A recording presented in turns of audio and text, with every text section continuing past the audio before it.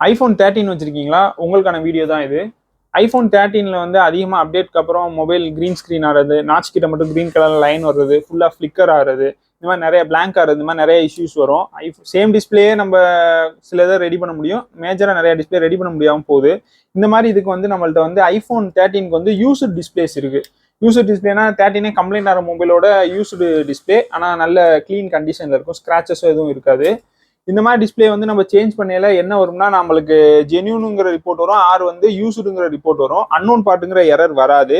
In case உங்களுக்கு அதே நேரத்தில் எந்த ஒரு எரரும் இல்லாமல் வேணும்னு கேட்டிருந்தா கூட நம்ம இதில் உள்ள ஐசியை ஃபிசிக்கலாக ரிமூவ் பண்ணி இதில் ஷிஃப்ட் பண்ணி நம்ம வந்து எந்த ஒரு எரர் இல்லாமல் ரெடி பண்ணிடுவோம். ஆல்ரெடி நம்ம 14 கூட நம்ம பேஜில் ஒரு வீடியோ போட்டிருக்கோம்.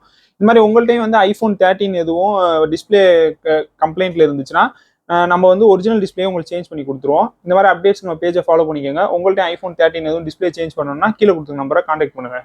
இந்த மாதிரி யூசர் டிஸ்பிளே சேஞ்ச் பண்ணுறதுனால உங்களுக்கு காஸ்ட் ரொம்ப கம்மியாக வரும். நம்ம ப்ராப்பரான எக்யூப்மெண்ட் வச்சு ஃபினிஷ் பண்ணி கொடுக்கறனால கம்பெனியில் என்ன ஃபினிஷிங் இருக்கோ சேம் அதே ஃபினிஷிங்கில் உங்களுக்கு ஃபினிஷ் பண்ணி கொடுத்துருவோம். உங்கள் மாடலுக்கு டிஸ்பிளே சேஞ்ச் பண்ண எவ்வளோ வரும்னு தெரிஞ்சுக்கிற கீழே கமெண்ட் பண்ணுங்கள்.